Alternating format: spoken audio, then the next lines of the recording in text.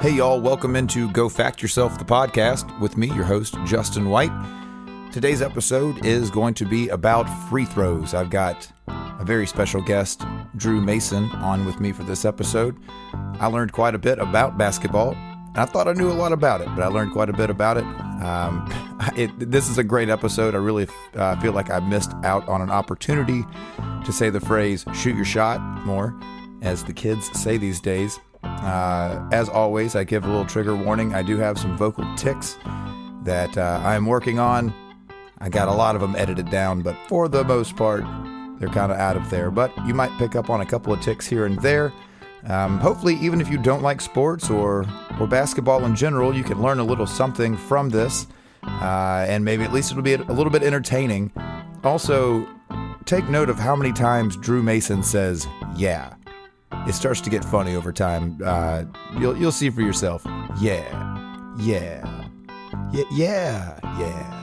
I love Drew. He's a great guy. Hope you guys enjoyed the episode, and I will be back at the end of the episode to give you a little bit of wrap up and let you know about the news we have coming up.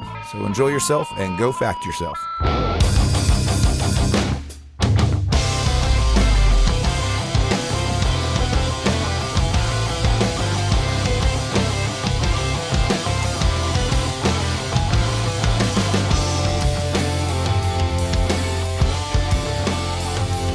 Hello, welcome to the podcast. My name's Justin White, and I'm not alone. I rarely am on the show. One day I might do a solo episode, but I'm here with Drew Mason. How's it going? He's the best. We watched that Grizz game last night, and as we do, we have a corner bar here, one of the few smoking bars left. I started to say in town, probably on the planet.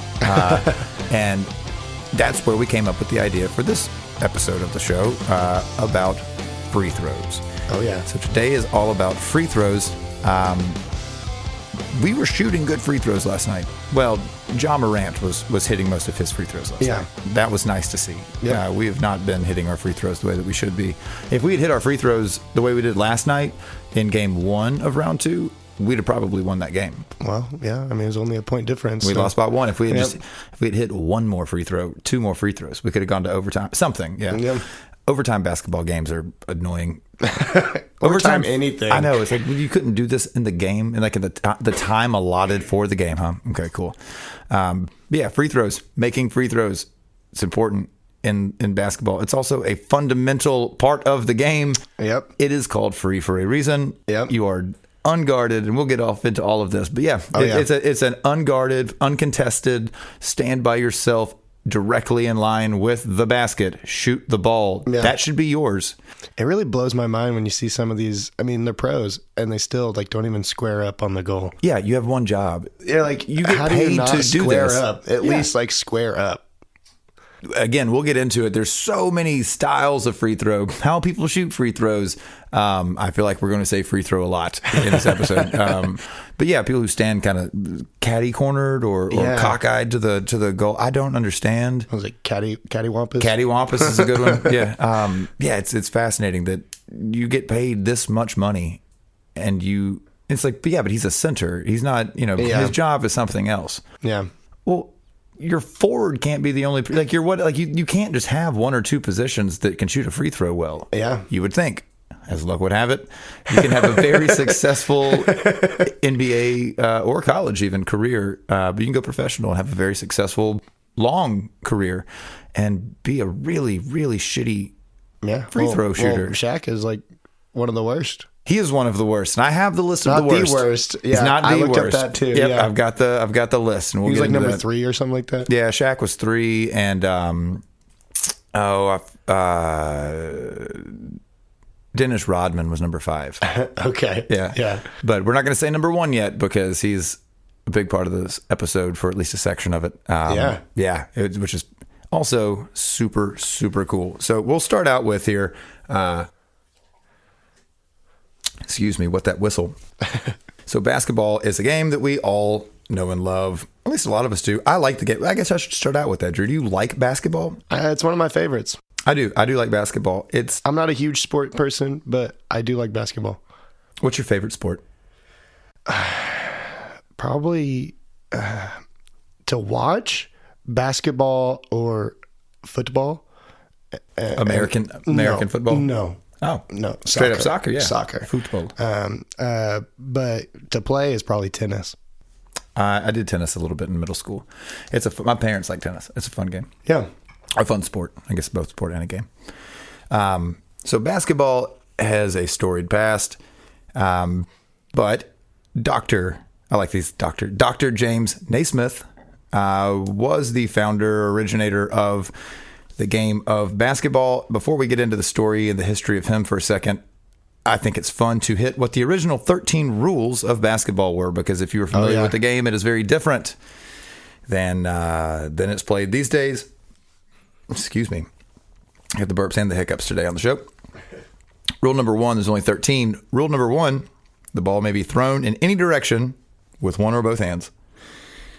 Self-explanatory. Number 2, the ball. I don't know why that had to be. It could have been a rule where you can only pass with one hand. You're not allowed to use both hands or something, but I don't know why that would be a rule. Yeah. But yeah. Okay. Rule number 2, the ball may be batted in any direction with one or both hands, but never with the fist. That's still a rule. You cannot punch the basketball. Yeah. You can't kick the You're not supposed to use your feet either. You can use it for blocking. You can block an inbound pass. You can jump and throw your legs out, and you can kind of use your feet. But that's not really kicking. It's blocking. Yeah, but you cannot punch the basketball with your fist. Rule number 3, a player cannot run with the ball. The player must throw it from spot from which he catches it. Allowance to be made for a man who catches the ball when running at a good speed. Allowance to be made for a man who catches the ball when running at a good speed if he tries to stop. So kind of like what is that? That frisbee or not frisbee golf? Ultimate frisbee. Ultimate frisbee. Yeah, similar. The ball must be held in or between the hands. The arms or body must not be used for holding it, i.e., like a running back or with football. You have to hold it with your hands. No shouldering, holding, pushing, tripping, or striking in any way the person of an opponent shall be allowed. The first infringement of this rule by any player shall count as a foul.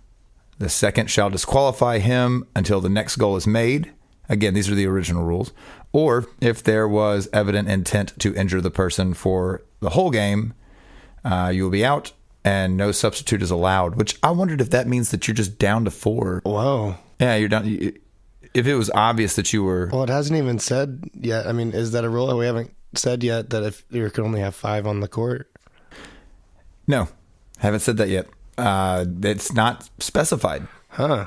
Actually. So interesting. Nope, it's not specified in the original rules, which makes me wonder if you could have, like a 10-on-10 game or. Well, I mean, when you can't move after you get the ball. Yeah, the size of the court might have been different too. Yeah, because we'll see that this came out of a gymnasium, but the thing is, we think of a gymnasium at a high school or a church or something, a family life center, your church.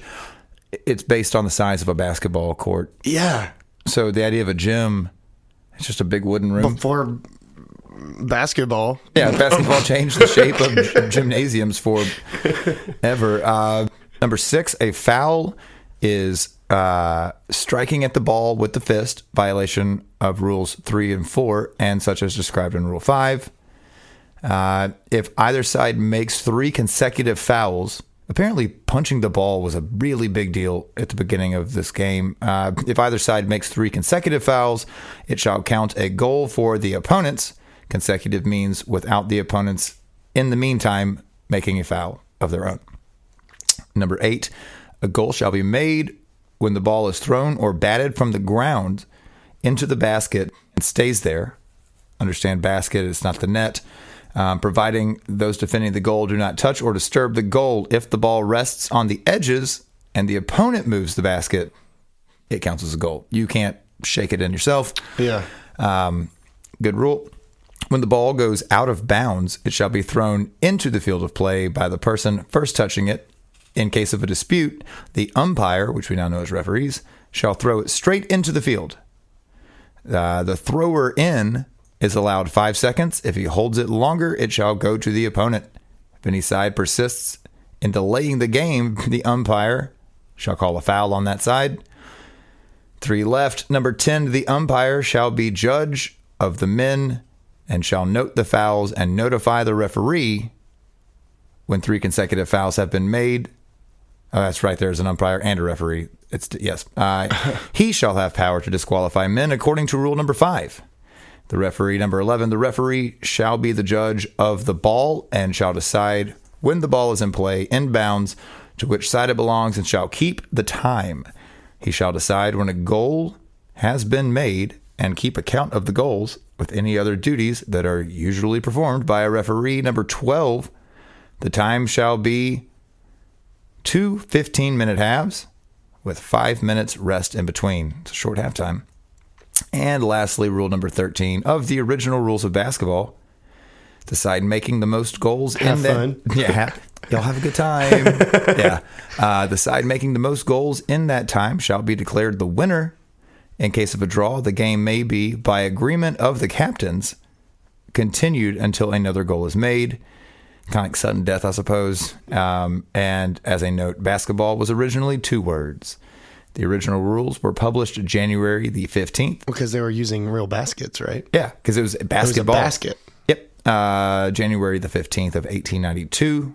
The original rules were published in the Springfield College school newspaper, The Triangle. What kind of ball do you think they used right there at the beginning?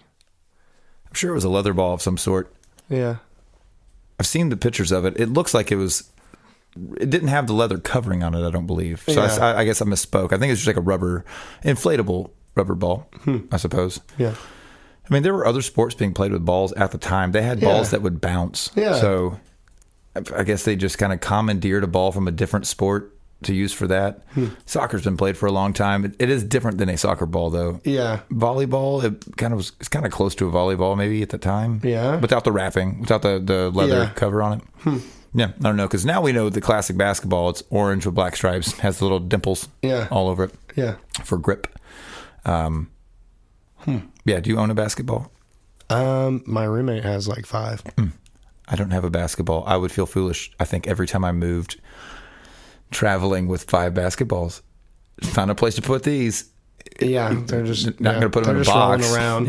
Yeah, They're just rolling around the house. Get to your new place. Where do I keep these? I guess in the garage. Put them in the garage. So we're talking about free throws today. The technical definition of a free throw. I knew I was going to do that. I'm going to start saying the word wrong. It is an unimpeded attempt at a basket worth 1 point awarded to a player following a foul or other infringement. And that's important because we'll get to some of the other infringements. The free throw, again, Dr. James Naismith, back in 1891, he was preparing to teach a gym class. Again, I can't imagine what the gym looked like if there wasn't basketball yet. Well, I guess there was basketball already at this point. Yeah, so all right, fine. He's adding a rule. He was going to teach a gym class at a YMCA in Springfield, Massachusetts, and he came up with a game that was a nonviolent welcome distraction. No, okay, I was right. Yeah. He called it basketball. This is the beginning of basketball. Yeah. He's who came up with the basketball. Yeah, this is the guy. Yeah, James Naismith. A nonviolent, that makes me wonder what other games they were playing, but he wanted something nonviolent. And a welcome distraction. That's why not punching was we are going to take away. Deal. Yeah, don't hit each other, don't punch stuff. It's 1891. And it's a distraction for kids who were stuck inside during the frigid New England winters. He wrote the 13 rules, which I read at the top of the show, and he called it basketball, 2 words. But the free throw was not mentioned in those first 13 rules. Number 7 was kind of close. It was close. Yeah. It's the closest thing was number 7. Point after 3 fouls. Yeah, if either side makes consecutive fouls. Without the other team fouling. Yeah, without you fouling as well, then a goal goes to the opponents. It counts as a goal to the opponents. According to his book, Basketball, Its Origin and Development, which, again, I would kind of like to read. I need to read that book. This is cited from that book. The original penalty for committing a foul was tweaked to, if 3 fouls again without another one committing, you receive 1 point. Considering all baskets were 1 point back then, it proved to be a serious offense to foul a player. But he started realizing that it was too severe of a penalty, and he adjusted it so that all field goals were 3 points. That seems like a strong swing. Skipped right over 2. Yeah. And all fouls were odd. automatically 1 point. Go odd. Yeah. Why go even? Go odd. It reminds me of Monty Python and the Holy Grail, the holy hand grenade. Yeah. It's like you count to 3, and he's like, one shall not count to 2 unless proceedeth to 3. If you count to 4, you've gone too far. 5 is right out. So everything was a 3-pointer. All fouls at this time were an automatic 1 point. But further evolving it, this is from USAB.com. Naismith decided that victims of a foul should instead be rewarded with a 20-foot shot, the first version of the free throw, and if that 20-foot shot were made, it counted as a field goal. So now it's 3 points. The original free throw counted as 3 points. The last major change took place in 1895 when the free throw line was moved up to 15 feet. 20 foot's a long free throw. Well, also, I think I read whenever it was like that, it wasn't the person who got fouled that had to shoot it. You just get to pick. You could pick. Oh, that's solid. Who was shooting? Who's my best? But then that ended shooter? up being an issue too, because then it was like, well, this literally is a free throw because they'd pick somebody who would that make guy it hits most every of these. time. Yeah. So makes sense. 1895 is when the free throw line again was moved to 15 feet, and in 1896, point totals were changed to 2 points for regular field goals, 1 point for a free throw, which is prior to the 3-point line, the arc being put in. And those rules were there for almost 30 years. There was a quirk back then. A team could choose who they, like you said, wanted to shoot the free throws. And that became a big problem. The player soon became so expert that he could throw the ball into the basket as a large percentage of the time from almost anywhere. This meant that a foul was practically as good as a goal. yeah. So I know that Drew's going to hit it. Yep. And it doesn't matter if I foul Drew. Yeah. So now I can't touch any of you guys. Yeah. Because Drew's going to go make that shot. And Yep. he can't scream Kobe. Naismith. So they changed the rules again in 1924, and from that point forward, players had to shoot their own free throws if they were fouled. Seems like a good rule. It's just the evolution of a game. Yeah. That makes sense. We're figuring it out as we go. This was the last major change, though, to free throw shooting. While college basketball was going strong at that point, the free throw was essentially finalized 22 years before the NBA would play its very first game, before it went professional. Sorry for the hiccups. Of course, there have been tweaks throughout the years. NCAA rules are different. Some of these I found pretty cool. Between 1939 and 1952, teams could decline to shoot a free throw and instead elect to inbound the ball at half court. Yeah.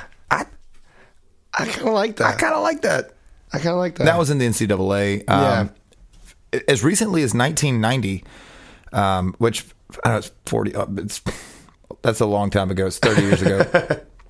To those of us my age, it feels like 1990 was 10 years ago.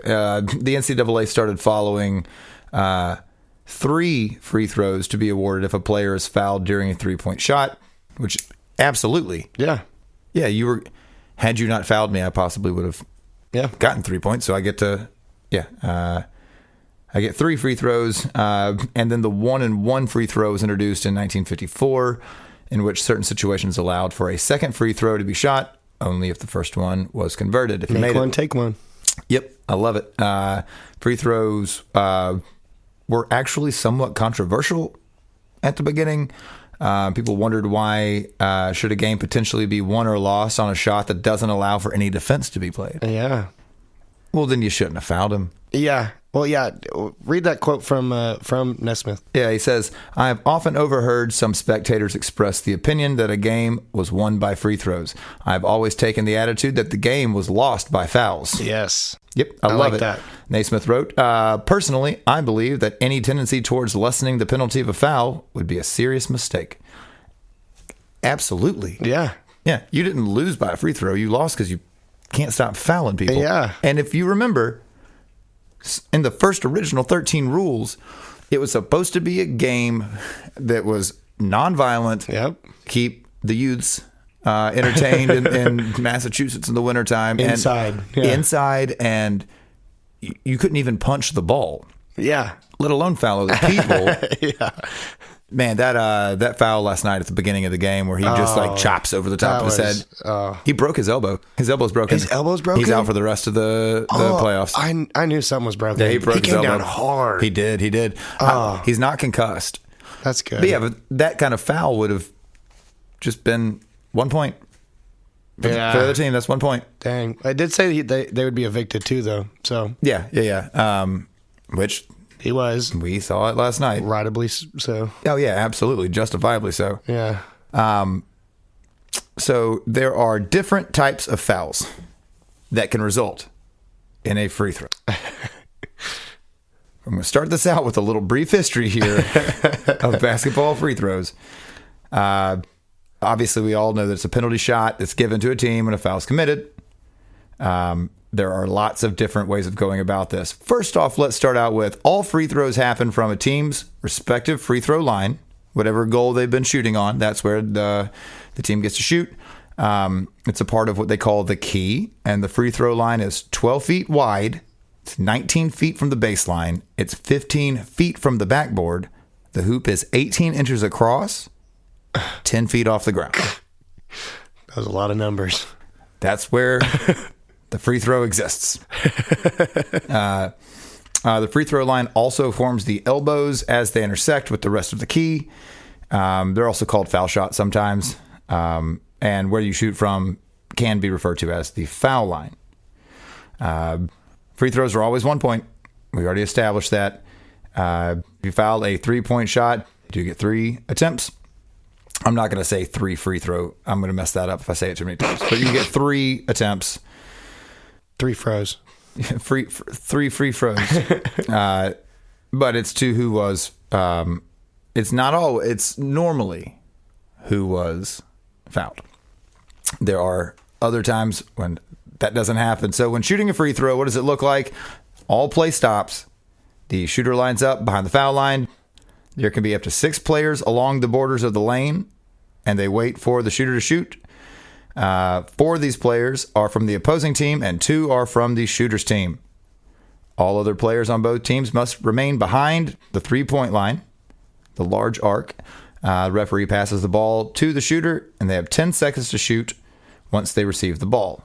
Oh, I didn't realize there was a time limit. Yeah, you can't just stand there. Yeah. Yeah, I didn't know that either. I didn't know there's an actual time. Yeah, I mean, I know it's not cool. Yeah, it's kind of a dick move to just sit there. But yeah, no, you have 10 seconds. Once you receive the ball, after the shot, each defensive player lined up along the lane attempt to box out, as they call it, the offensive players from getting the rebound, because then you get a rebound right under your basket. And the likelihood of you making another shot is a lot higher. Once the free throw shooter is in place behind the line, he gets the ball from the ref. Like I said, he takes the free throw. He has 10 seconds. 4 things can happen on a free throw attempt. These are the only options. The free throw is made. 1 point is awarded to that player's team. And if the final free throw for the shooter, if it is the final one, then the ball is inbounded by the other team and the game continues. If the free throw misses, if it's the player's last attempt, the ball is now a live ball. Anyone can try and rebound. Usually the defensive players have the edge because they are positioned closer to the basket and there's more of them. If it's not the shooter's last free throw, the referee will collect the ball and pass it back to the shooter where he will attempt his next free throw. If there is a lane violation, this is the third thing that can happen. A lane violation occurs if a player on either offense or defense crosses the line into the painted area before the throw is released, or at lower levels before the ball hits the rim. Yeah. If someone on the offense commits the lane violation, the ball is turned over. If it's someone on the defense, you retake the shot. And the fourth and last thing that can happen on a free throw, it misses the rim altogether. Oh. This is also considered a violation. Oh. Yeah, of your dignity. I mean, yeah, you just miss the rim altogether. On a free throw. Hitting the net under it does not count. If it goes out of bounds, the ball is given to the opposing team. It's basically you just threw the ball out of bounds. So it goes to the opposing team. If it hits only the backboard or it stays in bounds, the ref will stop the play and award the ball to the opposing team. of the shooter. Ouch. So wait, is that on the last one, or is that if that happens at all? I think it's if it happens at all. Wow. It's a violation. Wow. It has to hit the rim. Wow. You can't just smash it off the backboard. You suck. Well, because think about it. Because otherwise, you would overhand the ball and just bounce it off the backboard, and Like now alley-oop back to yourself. yourself. Yeah, yeah. Which we've seen happen. Somebody who gets one, that perfect bounce comes back off the back of the rim, and they drive in the lane, grab it, and alley-oop themselves into a dunk. Yep. Super cool to see that happen. Oh, It's kind of rare, but it's really neat when it does. Yeah. There's some guys who practice that, who get really good at it. Yeah. They'll shoot it extra hard at the front of the rim on purpose to bounce the ball back into play because they know that we have more players, or that team has more players behind them. Yeah. And now you get the ball back. If that guy's a bad shooter. But here's the thing. If you're that bad of a shooter and you're taking the time that kind of just shot. practice shooting a free throw. Just practice shooting a free throw. Or switch to underhand. Or switch to underhand, which we will definitely get into. That's, yeah.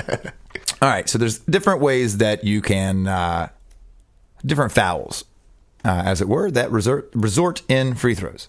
You have common fouls, technical fouls, and flagrant fouls.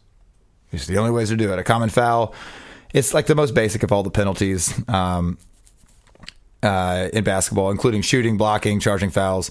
However, fouls are awarded differently depending on the situation. If it's a shooting foul, it's 3-point, 2-point shot. If they're coming up, you get the and one. If you make it, any other common fouls given, free throws may or may not be given. It's not required. Sometimes the other team just gets the ball back based on if their team is in the bonus, which we will get into, known as a penalty situation. If the team is in a bonus, they receive free throws. And if they aren't, the ball is inbounded by the team that was fouled.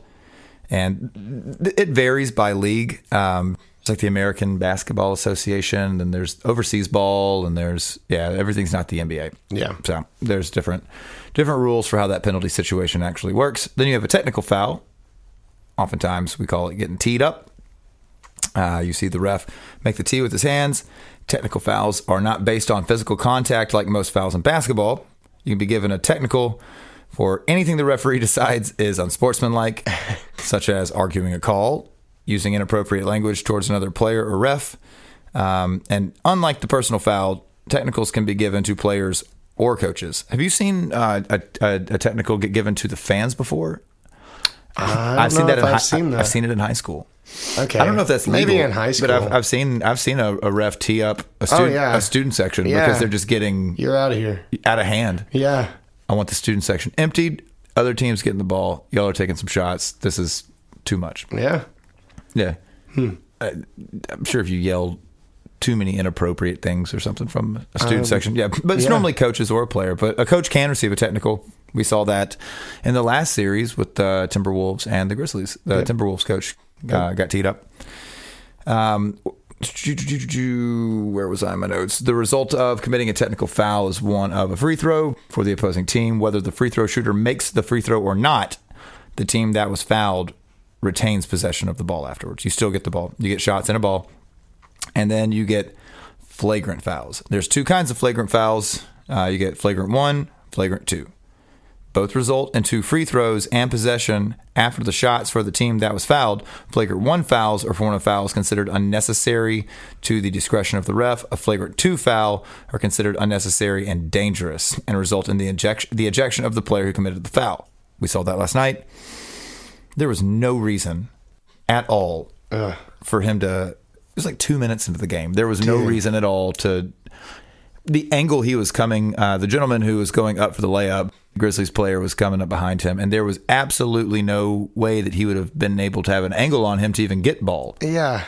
So it didn't make any sense to make an attempt like that, let alone to swing that hard. Guy swung hard, jerked the guy's whole head around. Yeah. That's flagrant too. You're ejected. You're out of here. Yeah. We knew it was good. The second we saw, the first replay I saw, I was like, he didn't even really touch him.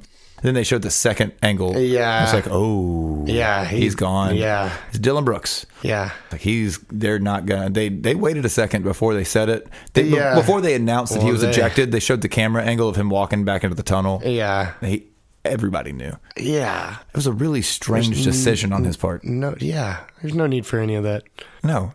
And we like Dylan Brooks. It's still just a game. It's grown men playing a game. Let's all be really. As much as I love watching it. Yeah, I love watching. I love going to games, but let's all be really honest. These are adults playing a child's game. It was originally For the youths. Yeah, it's for the youths. Is why this game exists.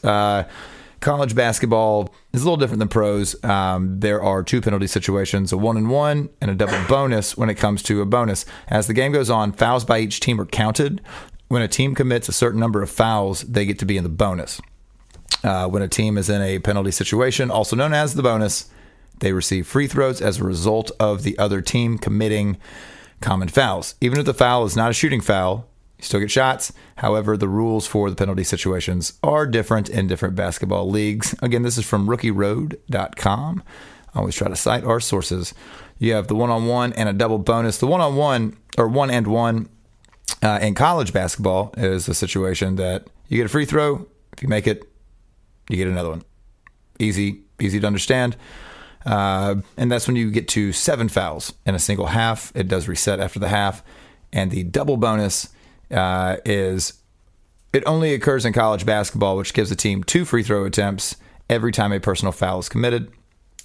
The double bonus only happens when a team commits 10 or more fouls in a single half. That's a fair amount of fouls, to be honest. NBA basketball bonus. It's when a team reaches 5 fouls in a quarter. When you're in the bonus, player who's fouled is awarded 2 free throws. So that leads me to an interesting caveat here. So we said that when you get fouled, you have to shoot the ball yourself. Like you got fouled, you shoot the ball. Yeah. There is a situation in which that doesn't occur. The substitute free throw shooter. So a substitute free throw shooter can take place of the original free throw shooter if they are injured on the play, such as in a flagrant foul, if you can't see. Yeah. The head coach can choose. Here's the caveat. The head coach can choose any player to shoot that ball of the other 4 players on the floor. You can't pull somebody. You're like your best free throw shooter off the bench and bring him in. It's like, no, Ja's shooting this one, or Steph Curry is shooting this one. Or, So it has to be somebody on the floor. If a player is substituted out for a free throw, they are not allowed to come back into the game. Oh, okay. Yeah. Yeah. So that's Can't be messing around with that. No. And then there's a lot more on rookieroad.com. It's actually pretty interesting if you wanted to dive into it. It gives you a lot of information about basketball in general, if you don't understand the rules. And the differences in college and pro are all spelled out there.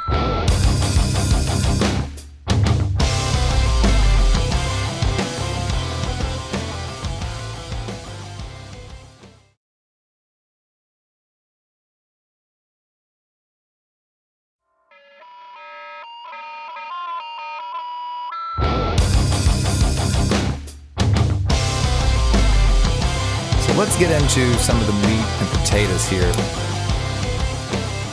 Do you know who the best free throw shooter percentage-wise is in NBA history?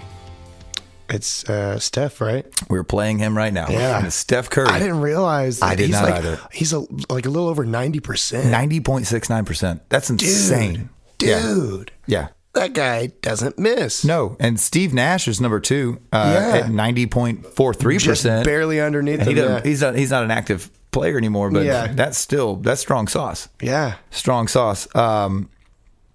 Is it Rick after that? Is he number 3? Here, I had it pulled up. I don't anymore. So actually number 3 is Mark Price. Oh. He's 90.39. Still above 90%. And then Rick Barry is 4th. Let's see. Yeah, we're going to get into Barry here in a second because Oh, yeah. He's a beast. Oh, yeah. So those are the best in the history. Yeah. We're going to touch on this gentleman right now for a second. We're not going to stay with it probably. We'll come back to him. The worst free throw shooter in all of history is Wilt Chamberlain. The only man to ever have 100 points in a single game. Average over 50 points. Yes. But he was the worst free throw shooter. Yeah. Except for one season. Number 2 is Ben Wallace, the third worst. Chris Dudley. Number 4 is Shaq. No surprise there. Dennis Rodman is 5. Dwight Howard is 7. Wow. Yeah, kind of surprised me.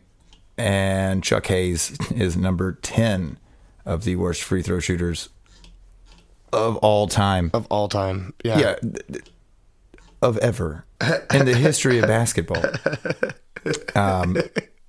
So in college history, I found this interesting. I've got it pulled. I didn't look into the college history. It's pretty fascinating. So in college history, the best shooter percentage-wise was Blake Ahern.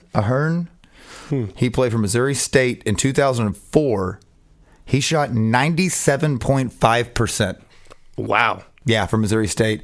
He shot 120 free throws in the 2004 season. Yeah. He made 117. He missed 3 free throws in his entire season that year. Wow. Yep. He is the magnetic. He was on point. Now, most in a college game, season, etc. Pete Maravich from LSU hit 30 free throws in one game. Wow. Yeah. It's pretty crazy. But that's tied with Ben Woodside from North Dakota State. Like, who in the buck knows? Yeah. So, yeah, North Dakota State. Ben Woodside. I wonder how many people like fouled out in that game. Like, how do you get I didn't think about that, but it so had to many be a times bunch. to make 30 points and free throws? Yeah. Most in a season, Frank Selvey played at Furman. He hit 355 free throws in a season. I wonder how many he shot, though. Yeah. I mean, if he shot 1,000, Yeah. and it's still 30%, but I doubt he did. Most in a 4-year career at college was a guy that went to North Carolina, Tyler Hansbrough. Oh, yeah. Yep, everybody remembers Tyler Hansbrough. He in a 4-year career, he made just shy of 1,000. He made 982 free throws in his college career. He's from my neck of the woods. Really? Yeah, he's from Poplar Bluff. Oh, cool. Most in a 3-year career, again, was Pete Maravich. This is what I found interesting. So the most consecutive free throws made without missing in a single game was Arlen Clark, Oklahoma State. He hit 24 free throws in a row. Wow. In one game. Wow. You'd think you just stopped fouling him after 15. Yeah. I don't know where the line in the sand is, but I'd say somewhere after he's hit a dozen free throws in a row, maybe stop fouling Arlen Clark. Most consecutive free throws made in a season, Gary Buchanan, he played for Villanova. He hit 73 free throws in a season before missing. Wow. Yep. Most consecutive free throws made in a career, Darnell Archie. He played for Butler, and he made 85 free throws in a year. Wow. That's a lot. That is a lot. That is a lot. Yeah. I had not heard of Blake Ahern from Missouri State, but I think he was a freshman. Yeah, he got to the line 3.5 times a game as a freshman. He missed just 3. Yeah, this is his freshman year. NCAA best, 97.5% free throw percentage. And he was more than a great free throw shooter, too. He averaged double-digit points all 4 years of college, including a career-high 16.2 points a game as a junior. So in college, that's pretty good. His free throw percentage did decrease every year, 97.5 to 94.7 to 93.6. And his lowest was he was shooting 92.5. Oh, shoot. He's still got a better percentage than Steph Curry. Like, he's shooting a meager 92.5%. Yeah. His three-point shooting, he got about 46.5% as a senior, which is pretty impressive for the mid-90s. So, yeah, Blake Ahern. It's always fascinating when guys go on runs because, like, do you get in your own head? Do you start thinking about it too much? How do you... Yeah. Which brings us to how to shoot a free throw, as we started out with at the top of the show, or earlier in the show. If you are getting paid this kind of money to play a game, a child's game, hit your free throws. Yeah. They're called free throws. They call it free for a reason. Hit your free throws.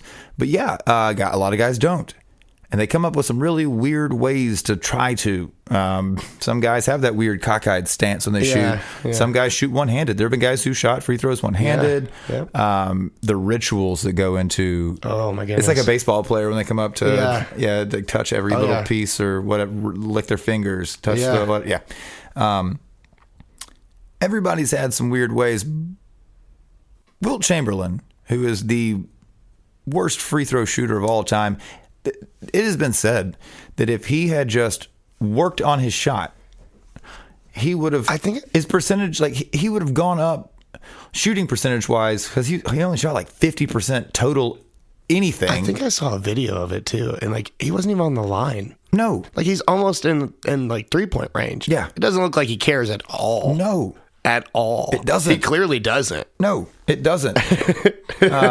So his highest levels of success from free throws came in the 61-62. That's 61-62 season when he shot 61% from what I like they call it the charity strip, the charity stripe. But how did he go from 50% in the 61-62 season to 61% the next season? It's because he shot his free throws underhanded. And that's how we got into this topic sitting at the ball game the other night, saying that if you shot free throws underhanded, you'd be unstoppable. Yeah. Because it's the mechanics Yeah. are much easier to replicate over and over underhand than overhand. Oh yeah. Way easier. And you get that right spin on it. Uh-huh. Like you can just throw it right at the backboard and just make it spin into the goal every time. Every time. So taking a normal free throw shot, and this is from sportscasting.com, it's like shooting a mid-range jumper, except there's no jumping. Chamberlain never had to worry about shooting anywhere outside of the paint due to his physical size, because he was a very big person. And this made trips to the line excruciatingly bad. But the underhand tactic worked for him. It improved his percentage. It's improved everybody. He started averaging over 50 points a game that season. Yeah.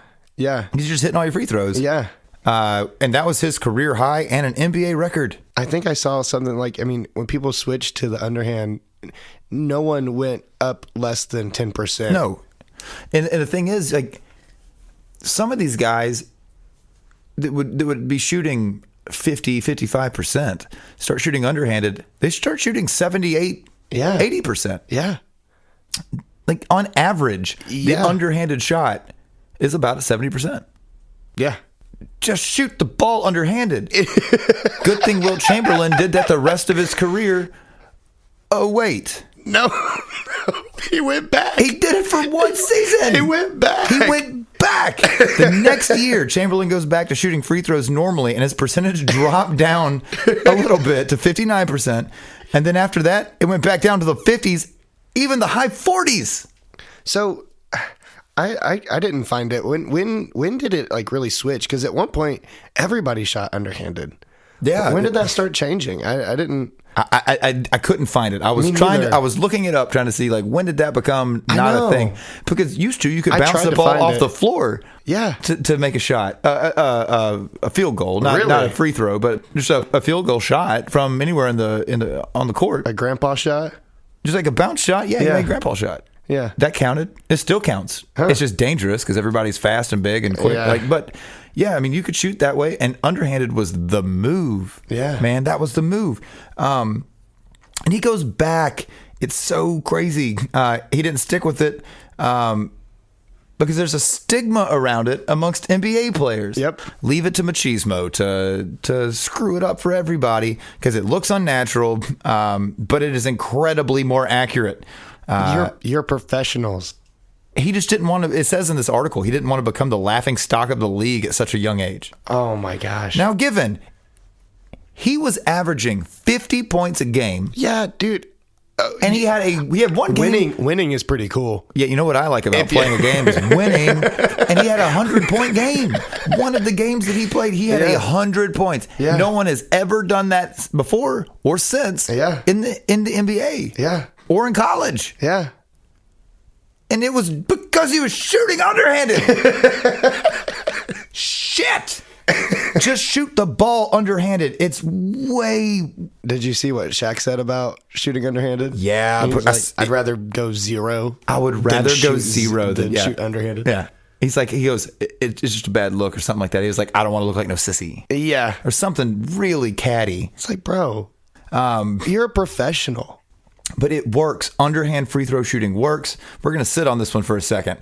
There's a few examples, again, of players who have done this, which brings us to Rick Barry. Yes. He has become synonymous with the underhanded free throw, making 89.3% of his career attempts. Yeah. That's not a season, y'all. Yeah. The whole time he was in the Yeah. NBA.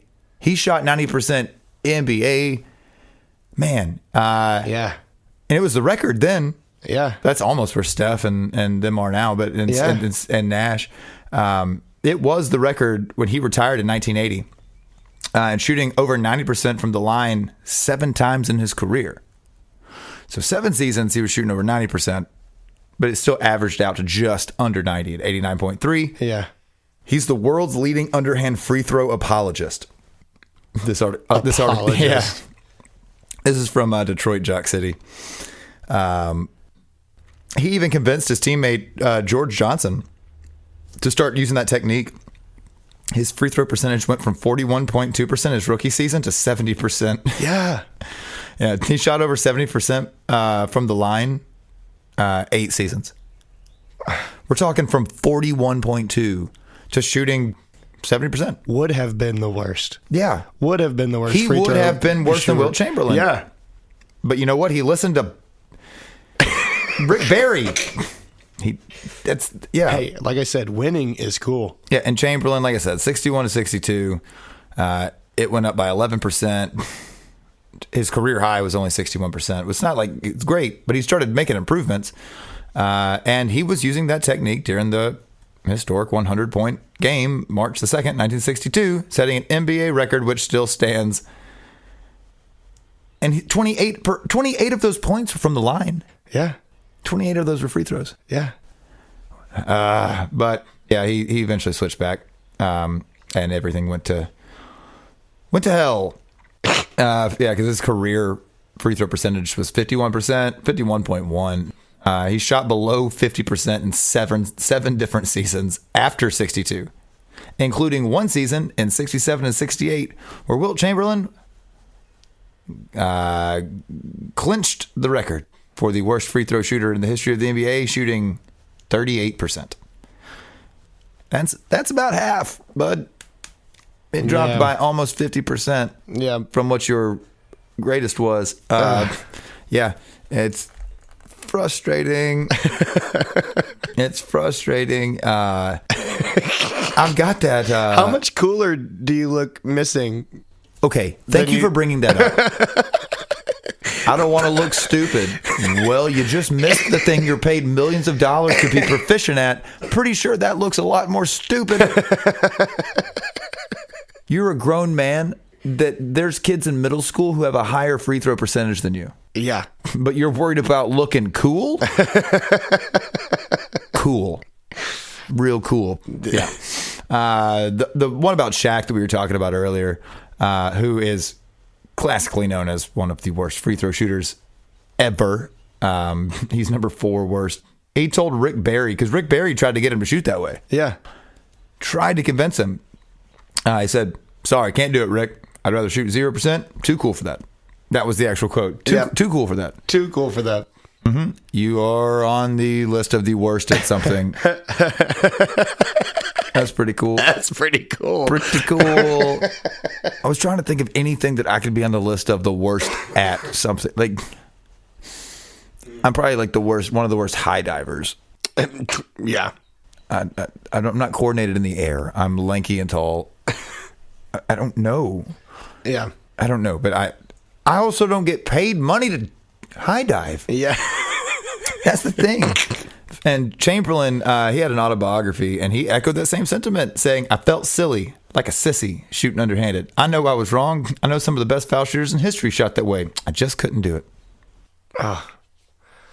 Yeah, Rick Barry said in 20 2012 profile that the reason that players don't shoot like he did is because it's all about the ego. They don't think it's macho enough for them, and that's fine. I like how he was saying, that's fine because I am known as the best free throw shooter. Yeah. I'm one of the best free throw shooters there ever was. Yeah. So Steph Curry, when he retired, he was the very best. Yeah, so you can't blame him for somebody else beating the record. But yeah, he was the best at his time. So yeah, it's so silly.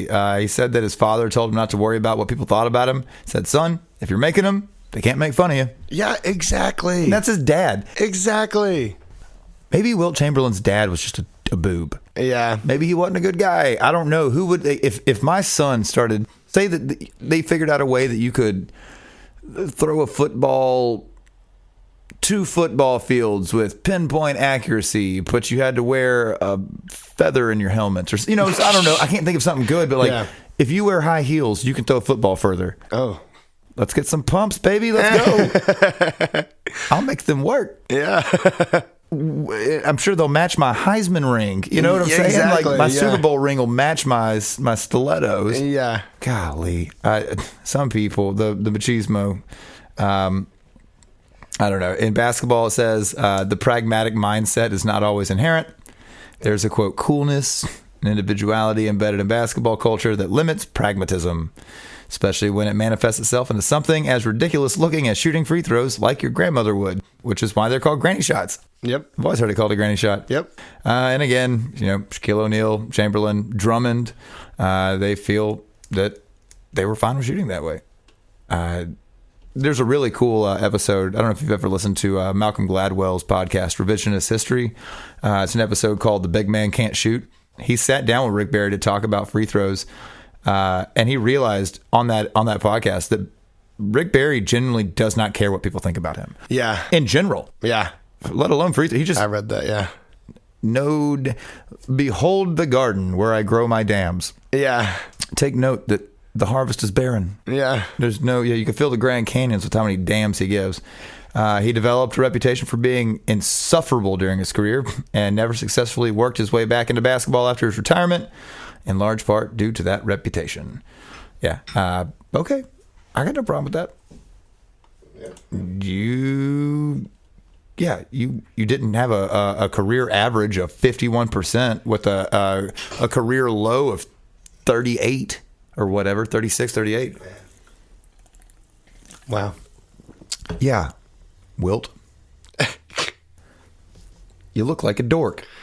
What's funny is you look like a dork anyways. Yeah. You might as well be looking like a dork while you're winning, because for one season, you sure as shit were looking like a dork. Yeah, that video I saw, dude, it was bad. It doesn't look natural. No. But it's that pendulum motion. It's a lot easier to recreate that repetitive motion than it is to shooting over your head. There's so much that can, like, your elbow can go in and out, your wrist moves, your shoulders move. Yeah. If you're granny shotting it, my arms hang the same. When I drop my arms down, they are in the same place every time. If I just bend my knees a little bit. Did you see the video of Barry like teaching you how to shoot it? Yeah. Yeah, it was cool. Yeah, it's super cool. Yeah. A man without dams. Yeah. Yeah. So on paper, a free throw could not be more straightforward. Obviously, it's a direct, unguarded shot at a hoop that is, again, 18 inches across, 10 feet off the ground, 15 feet away. It's like a carefully controlled experiment almost. Like the conditions are exactly the same every time. Nothing changes. Maybe the temperature in the arena, the volume of the crowd. Yeah. But that doesn't change anything. There's not like, you don't adjust for windage. Yeah. If you're not playing out like beach basket, like on a beach somewhere. No, it's the same every time. There's this cat named Larry Silverberg. I don't know if you saw this. He's a dynamicist. He's a dynamicist. Okay. Yeah. I know what that is. Don't we all? And how? He's at North Carolina State University. He's used this fact to study the free throw in remarkable detail. He sat down and figured out a free throw. He goes, it's the same for every. This is a quote from Larry Silverberg. He says, it's the same for every single player. So you can actually look at the shot very scientifically. He's an expert in modeling of physical phenomenon and he examined the physics of the free throw for 20 years, using computers to simulate the trajectories of millions of shots. Wow. Yeah. His findings show that a successful free throw boils down to 4 parameters: the speed at which you release the ball, how straight you shoot the ball, the angle at which it leaves your hand, and the amount of backspin that you place on it. That's it. That's all it takes. Shooting at a consistent speed is the most important skill, but it's the toughest to master. It's like with kinesiology, it's a kinesthetic problem, he says. To dispatch the ball the same way every time requires a player to commit to memory the smooth, coordinated movement of multiple limbs and joints, from their knees, elbows, wrists, to the tiny points of articulation in your fingertips and your toes. Yeah. I'm still making fun of people who are bad at it. I know that sounds like a lot, but I'm still clowning on you if you get paid. If you've got a 5, 8, $12 million contract and you can't figure out how to shoot a free throw. I don't know. Shooting straight is the second most important parameter. It's the easiest to pick up on, Silverberg says. He calls it a geometric problem. One that, for most people, involves keeping their shooting elbow tucked and the ball correctly positioned in their hand in relation to the hoop. Yeah. Line it up. Framing yourself Goes exactly back to what you've been saying the whole time. If you are not facing the goal, it makes it extremely more difficult to line your elbow, your hand, your wrist up to the basket. Shooting straight. Yep. It's not that hard. The other 2 elements, release angle and backspin, are less critical, but still important. The ideal rate of spin is 3 backward rotations per second, which incidentally is about how long it should take the ball to make the trip from the player's hand to the hoop. The spin buys you some wiggle room in the event that you over or undershoot. The best angle of trajectory is between 46 and 54 degrees from the horizon, depending on your height. I was about to say. Depending on your height. The most advantageous release angle for a given shooter also corresponds to their lowest launch speed, a relationship that helps explain why shots that go in often feel like they require less effort than the shots that don't. As Nash describes it, as Steve Nash describes it, there's no strain, there's no forcing, there's no flicking at the rim, there's no flick at the wrist. It's just a smooth stroke. Yeah. Yeah, because when you do it all just right, it's like, ooh. Oh yeah, it's easy. It's like a great feeling too. Yeah, it is. Yeah, I've done it a few times. I'm not a great basketball player. I've got but it feels good when you when you just good. make a free throw like that. And it is all just one motion. It's something about it. Yeah.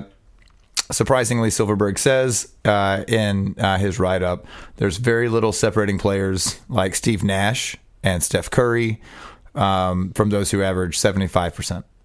Like 75 to 90. Now, if you're shooting 50, there's a big difference in a 50, 60% shooter to Steph Curry, Steve Nash, somebody shooting in the 90 percentile. But from 75 to 90, he says there's very little difference.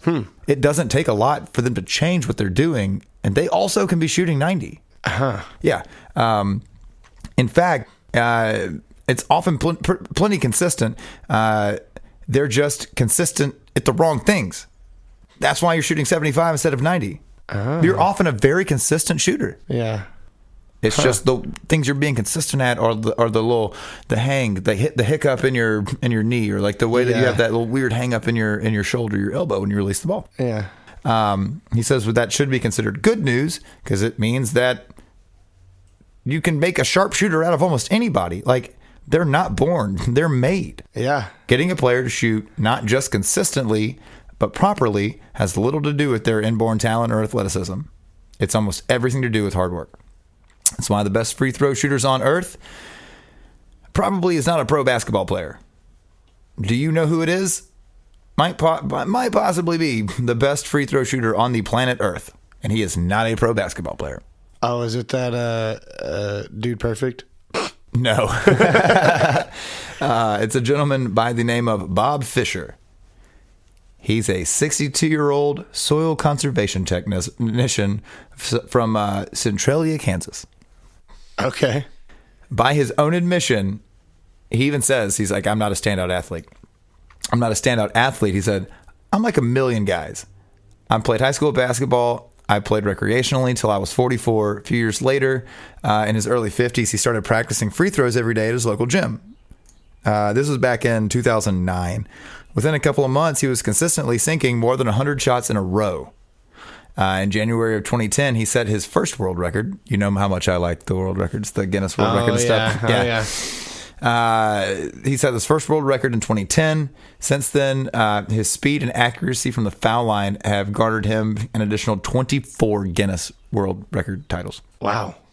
How many are based around free throws? I'm sure most all of them. He happily shares the secrets to his success. I meant like how many records are I'm sure all of based them. off of no, not that he got, but like that are just about free throws. Oh, how many records are there? Like, what are some of the different ones? You know what I mean? Like, what else is just like most you made? Most think in about a row. Most free throws made barefoot. Okay. Most free throws made in socks. Most free throws made in stilettos. Most free throws made in shoes. Most free throws made outside with wind. Yeah. Most free throws made in a controlled environment in a gymnasium. Most free throws made into a those, with pool? No backboard. What about those pool? I guarantee it. Guaranteed that's one.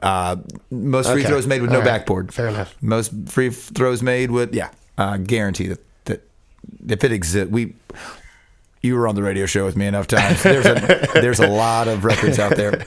How many times you and I can throw a ball back and forth in 60 seconds is a record. Yeah. Okay. That some jabroni. Yeah. But he attributes his accuracy and his precision to something he calls the center line technique. It involves aligning the lower palm and middle finger with the rim of the basket. The details of which he has recounted in a book and an instructional video. If you want to check that out, it's Bob Fisher. His consistency he attributes to preparation. For years, he spent hours a day refining his shot. He says all it takes to become good is three things: knowledge, practice, and time. But even the pros don't. I don't agree with this. It says, but even the pros don't have hours a day to practice free throws. What? Bullshit. What? Do you have a house? What?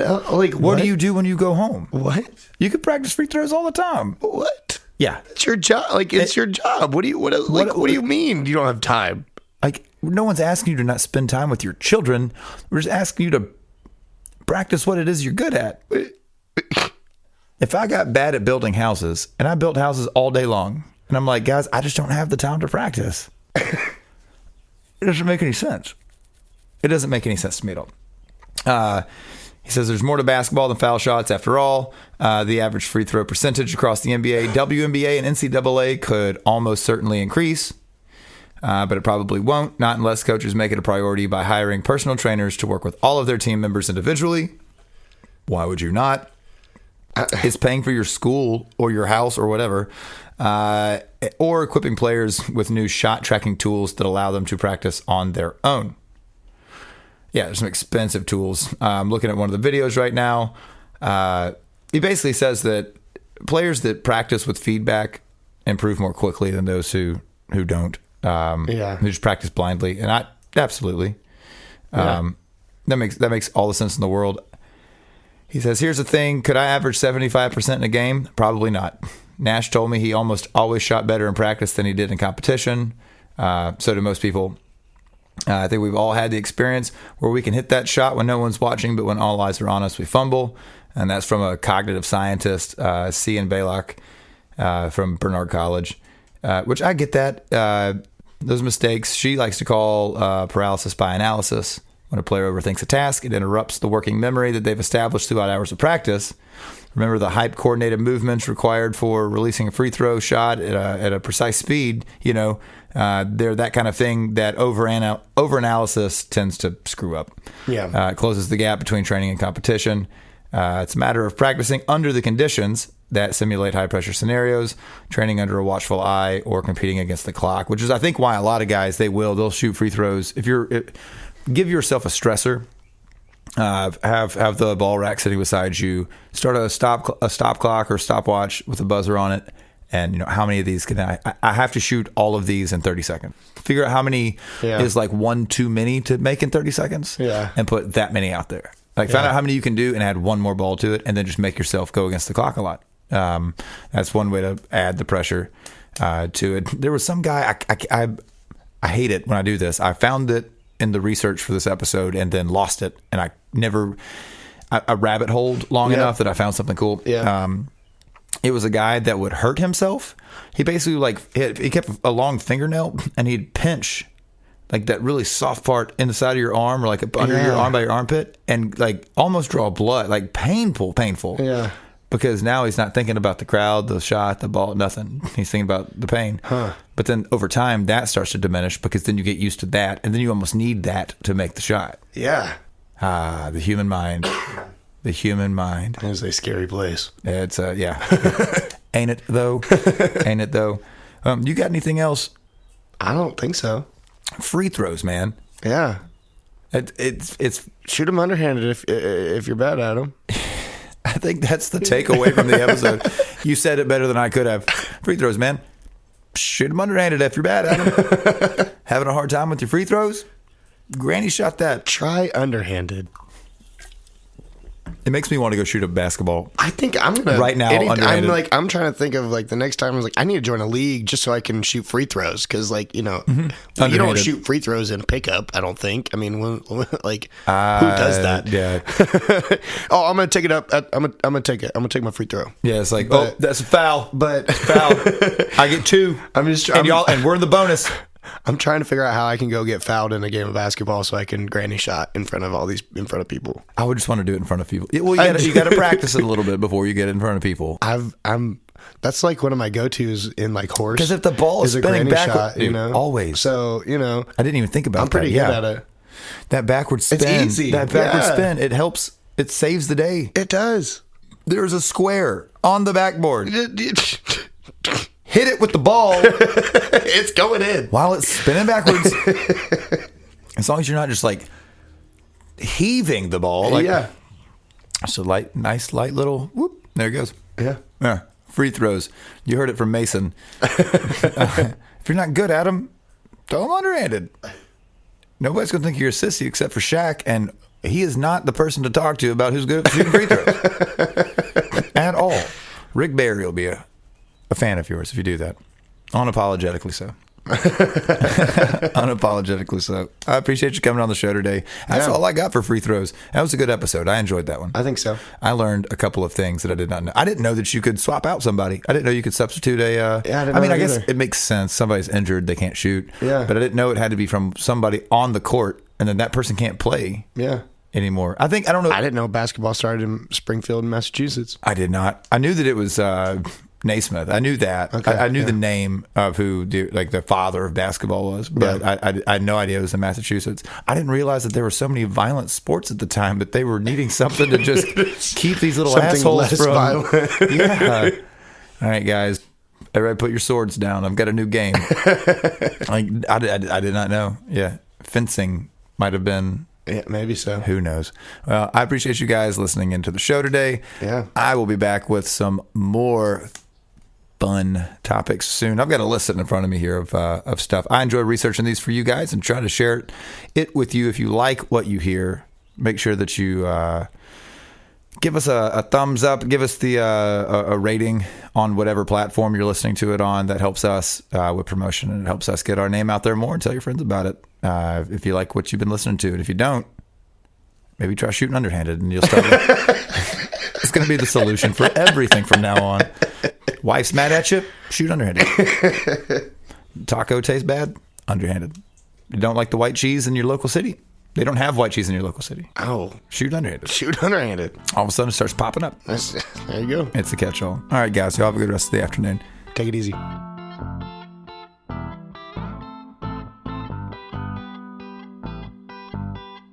Hey, y'all. Justin again. Thanks so much for listening to the episode. I hope that you learned something. Make sure, as I go through the episodes, I try to cite a lot of the sources that I get some of the source material from. So if you want to know more about the subject at hand, go check out any of the sources. I'll probably try to link a lot of them in the show notes. Make sure that you tune in next week for another episode. This next one's going to be kind of a sleeper. a couple of friends and even the co-host who's going to be on this one with me kind of laughed at the episode, saying, why would we do that one? Until you get into it, though, you realize that there's a lot going on with it. We just recorded that one, so it's going to be a fun one for everybody. Again, thank you so much for listening in. Make sure you give us a thumbs up or a comment on whatever platform you're listening to this on. It really helps us with ratings, and it helps us get our name out there. If you have any friends you think might enjoy the show, please share it with them. We really do appreciate it. Again, big special thanks to Drew Mason for putting up with me for another episode. We will definitely have him back. He's a big, not only fan of the show, but we're a big fan of his. So thank you guys for listening. We really do appreciate it. I can't say that enough.